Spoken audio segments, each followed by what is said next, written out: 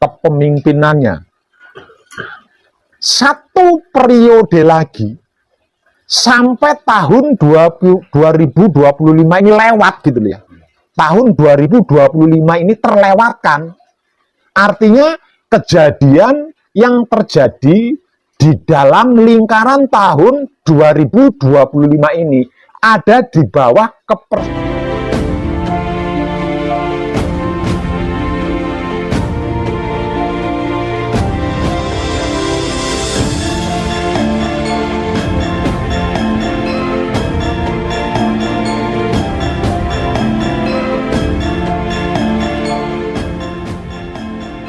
saya menyaksikan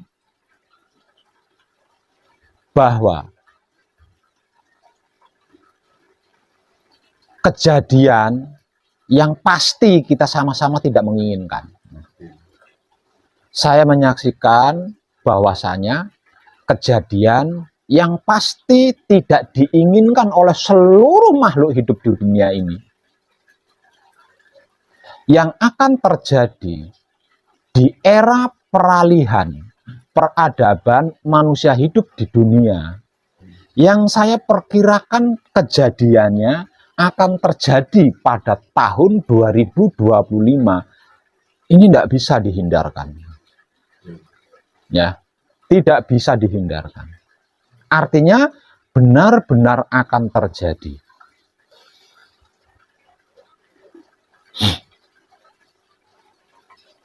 Namun tidak usah resah, tidak usah gelisah. Betapapun kejadian itu tetap akan terjadi, tapi tidak akan fatal. Akibatnya tidak akan fatal. Karena apa?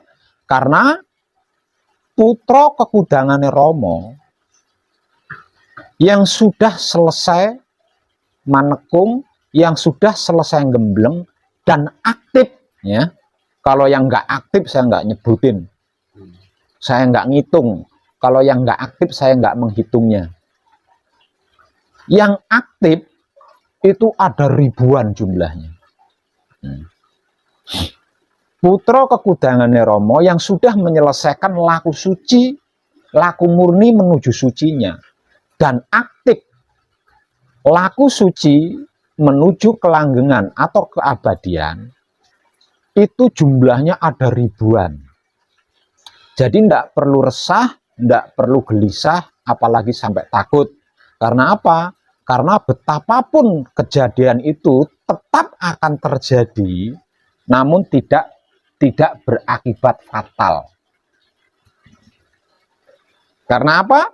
Karena seluruh putra kekudangane Romo yang dari awal manekung atau awal gembleng hingga sampai kapanpun aktif atau eksis laku suci menuju kelanggengan, dia bisa menyelamatkan apapun yang dia kehendaki.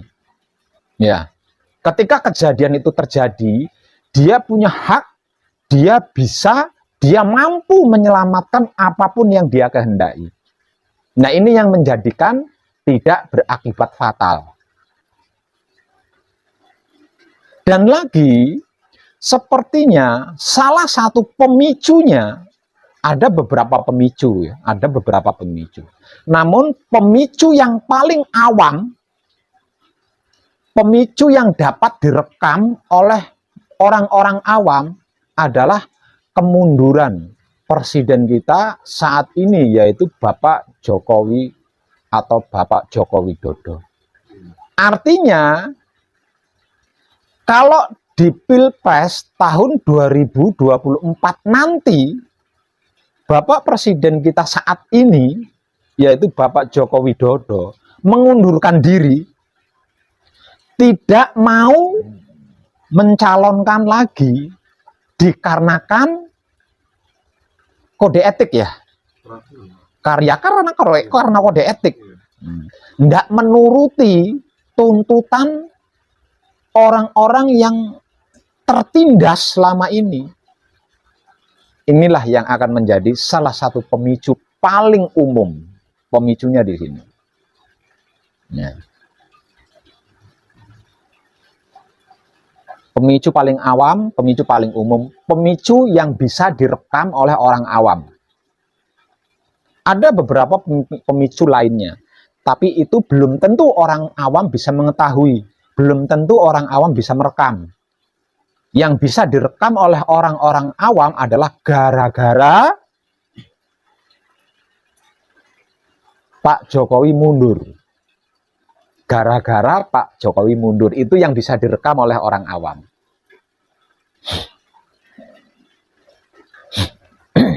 Itu salah satu pemicunya.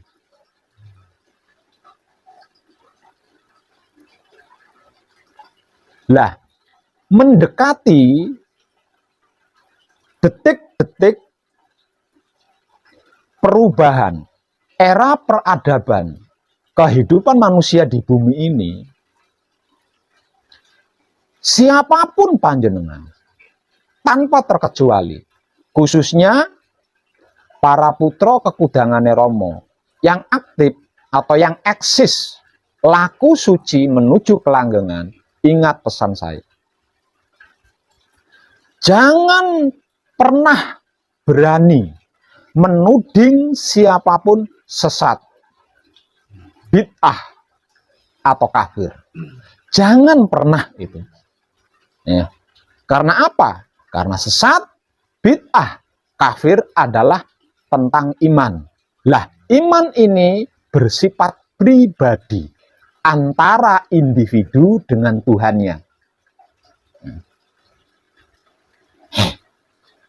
Satu itu. Yang kedua, sesat, bid'ah, kafir ini kata-kata impor.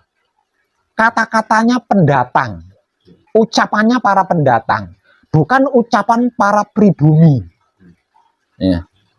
Orang dari luar negeri datang ke NKRI kita lah membawa kata-kata sesat, membawa kata-kata bid'ah, membawa kata-kata kafir, agar supaya mau mengikuti jejaknya. Ingat itu, ini pesan saya loh ya. Siapapun panjenengan, terutama putra kekudangane Romo yang aktif atau eksis di dalam laku suci menuju kelanggengan atau keabadian. Jangan pernah, walaupun hanya sekali, menuding seseorang itu sesat, menuding seseorang itu bid'ah, menuding seseorang itu kafir. Karena satu, panjenengan sudah mengadili, sudah menghakimi. Kedua, itu bukan kata-kata pribumi, melainkan kata-kata pendatang. Yang ketiga, sesat, bid'ah, kafir itu urusan iman, tentang iman. Lah, iman ini masalah pribadi, masalah individu dengan Tuhannya. Jadi, tidak bisa makhluk lain ikut campur tentang keimanan ini. Dan yang paling penting, siapapun yang sedikit-sedikit menuding orang lain sesat, sedikit-sedikit menuding orang lain bid'ah, sedikit-sedikit menuding orang lain kafir, itulah sampahnya NKRI. Itulah kotoran tanah Jawa. Artinya, sejak dimulai dia mengucapkan atau menuding orang lain itu sesat, bid'ah, kafir, maka dimulai pada saat itu dia akan mendapat ancaman dari penunggu NKRI yang menjadi leluhurnya rakyat NKRI. Sejak pertama kali dia mengucapkan itu, dia tidak akan mengalami ketenangan sedikit pun. Karena ini adalah era kebangkitan spiritual Nusantara. Sampai pada akhirnya dia akan celaka dan binasa.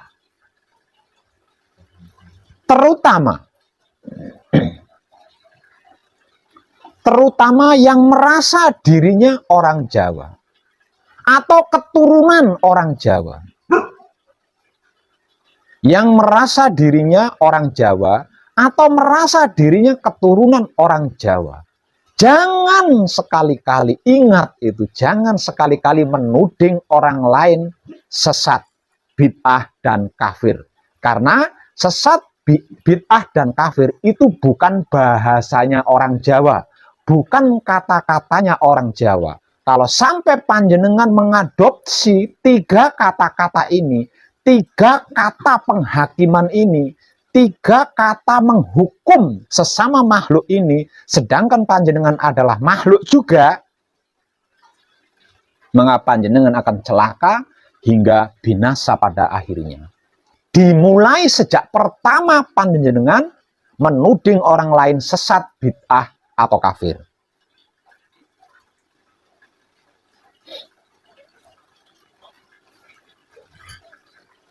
Terlebih lagi panjenengan merasa orang Jawa, merasa keturunan orang Jawa, menuding orang Jawa lainnya sesat, bid'ah, kafir. Tinggal tunggu saja tanggal mainnya. Hanya dengan hitungan hari, entah itu minggu berikutnya atau minggu selanjutnya, hanya dengan hitungan hari. Karena ini eranya, gitu. Karena ini adalah saatnya. Ini era kebangkitan spiritual Nusantara. Jadi ketika panjenengan menghakimi, mengadili, menghukum penghuni NKRI dengan 3 kata-kata, yaitu sesat, bid'ah, kafir, maka dimulai pada saat itu panjenengan sudah disestempel menjadi sampah, menjadi kotoran yang harus disingkirkan nantinya di era peralihan peradaban manusia di muka bumi ini. Namun sebelumnya, sebelum dihapus, panjenengan akan mengalami penderitaan-penderitaan yang tidak tertolong. Penderitaan-penderitaan yang tidak tertolong. Siapapun tidak bisa menolongnya. Jadi berhati-hatilah dengan 3 kata-kata itu. Karena itu hanya Tuhan yang punya hak melakukan. Dan Tuhan sendiri tidak pernah menganggap ciptaannya itu sesat. Tidak pernah menganggap ciptaannya itu bid'ah. Tidak pernah sama sekali menganggap ciptaannya itu sesat. Walaupun Tuhan itu punya hak menuding sesat, punya hak menuding bid'ah, punya hak menuding kafir. Namun Tuhan sendiri sepanjang sejarah peradaban manusia tidak pernah mengatakan itu. Kecuali sebatas mengingatkan di dalam Alkitab. Agar supaya kita tidak sesat, agar supaya kita tidak bid'ah, agar supaya kita tidak kafir.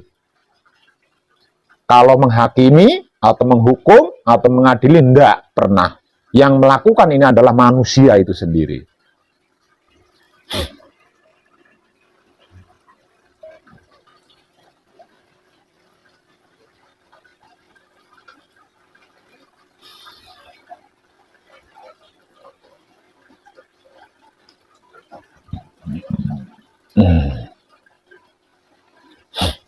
Walaupun dia bukan seorang putra kekudangan Romo, orang awam misalnya, kalau dia menyukai kebajikan dan mau melakukan kebajikan, serta tidak menuding orang lain sesat, bid'ah, dan kafir, tidak menutup kemungkinan dia akan mendapatkan keselamatan pada waktunya. Tidak menutup kemungkinan.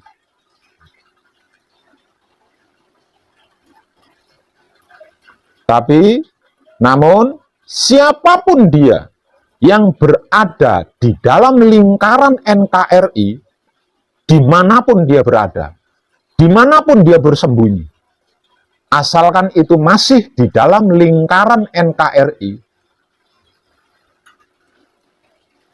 sampai menuding orang lain sesat, bid'ah, kafir, tidak ada ampun baginya. Pasti ketemu, sembunyi dimanapun, pasti ketemu. Dan tidak akan bisa keluar dari NKRI sebelum binasa.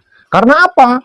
Karena kalau sampai keluar dari NKRI dalam keadaan tidak binasa, dia pun akan melakukan hal yang sama di tempat-tempat lain, yaitu menuding orang lain sesat, bid'ah, dan kafir.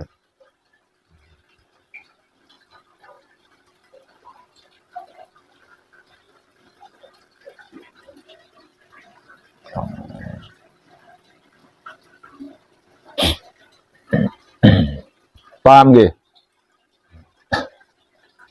Namun ada sisi indahnya, ada sisi baiknya.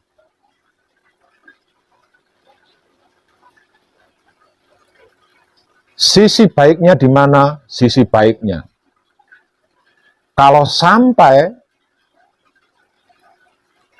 Bapak Joko Widodo tercerahkan, dalam artian maksud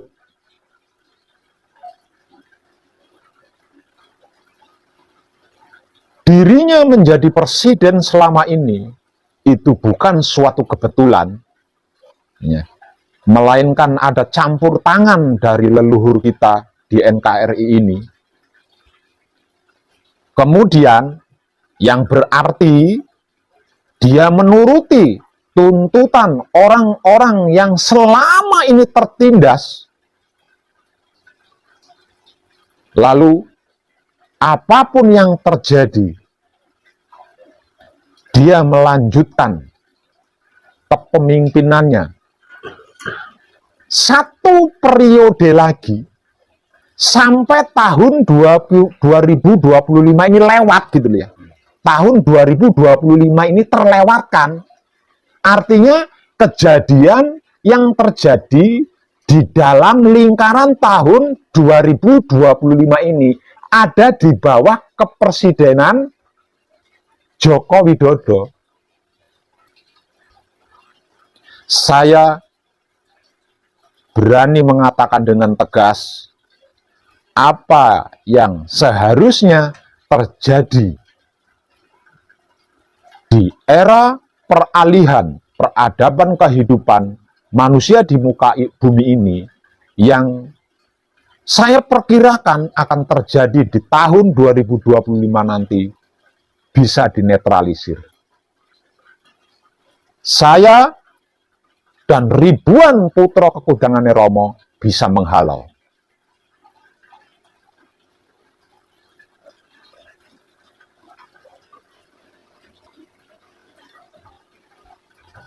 Itu hanya bentuk gerak-gerik laku spiritual hakikat hidup pribadi saya. Selebihnya mutlak itu hak Maha Suci.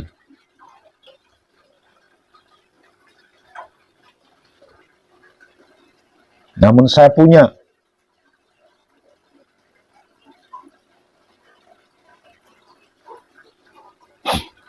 punya keyakinan kuat, saya punya kepercayaan kuat bahwa Maha Suci adalah keagungan cinta kasih sayang. Artinya sama sekali tidak mungkin menciptakan kerusakan dalam bentuk apapun jika tidak ada kemauan dari yang hendak dirusak. Maha Suci melakukan kerusakan karena yang mau dirusak itu mau, gitu. Yang hendak dirusak itu mau, dan yang hendak dirusak itu memang layak untuk dirusak.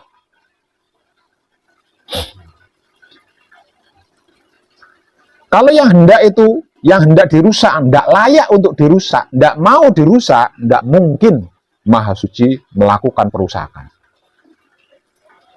Perusakan yang saya maksud, yang selama ini dikenal secara awam sebagai kiamat itu kan. Nah, kata kiamat ini tadi, kalau dibahasakan sederhana, ya kerusakan global, penghancuran global.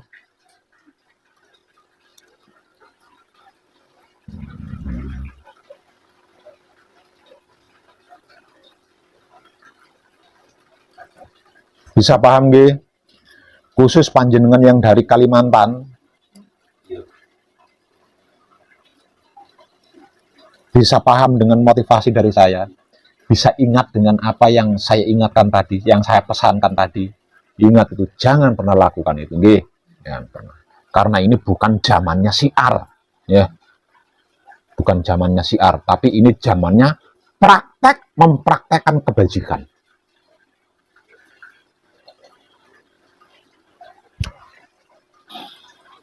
Dan kadangan kita malam ini cukup. Terima kasih, terserahkan kita semuanya, dan silakan panjenengan yang sedang manekung atau ngebleng lanjutkan lakunya. Untuk panjenengan, ya boleh. Biasanya saya kalau mau buka toko itu kan sebelum papat untuk yang lain itu adanya asal bakal sama menurut rasanya sampai itu apa masih dipakai